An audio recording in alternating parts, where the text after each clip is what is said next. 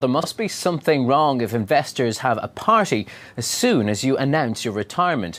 Well, Steve Ballmer, chief executive of Microsoft, has shocked the markets by revealing he plans to step aside within 12 months.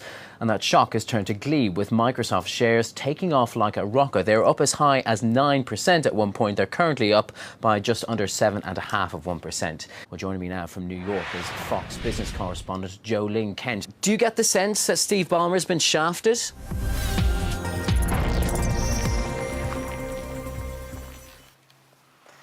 Well, hello, you are watching Money Matters and I'm your host, or at least one of them, Kimberly Lim. And I'm Tadhg Enright. Here's what's coming up in today's show.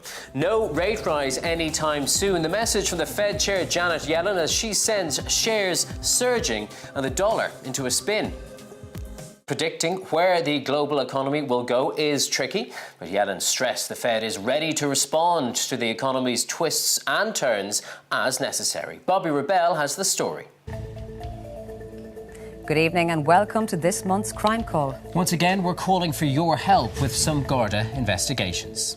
Ryanair has been told that it must sell down its stake in its fellow Irish airline, Aer Lingus.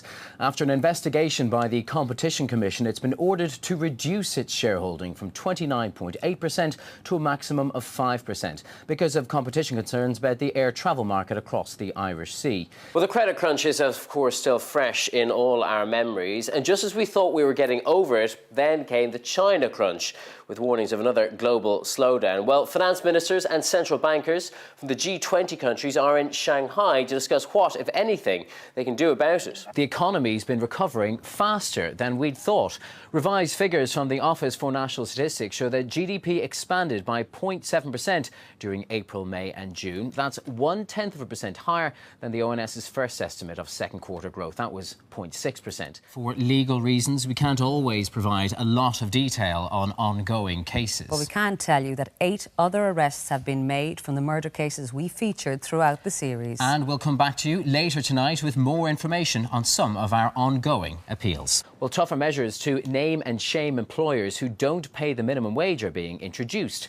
Last year, 26,500 workers were found not to have been paid the statutory minimum.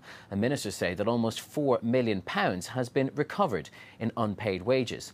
From October 1st, small-time offenders will now be named and shamed too, along with their bigger counterparts. And that's been welcomed by trades unions. Bookshops, big and small, have had to pull down the shutters. Some, though, have transformed and survived, including Waterstones, one of Britain's biggest high street chains. Well, this week's final king of content is the Waterstones chief executive, James Daunt, who told me how he managed to revive the struggling chain by adopting a local bookshops approach. In London's West End, there's a new flagship of an old name in bookselling. How are you able to open a store like this when other bookshops are closing? Well, that's it from us for now. We will be back later in the day with a review of the top business stories making headlines this week. But for now, I'm Tadhg Enright. And I'm Selena Downs, and this is Money Matters. Bye-bye.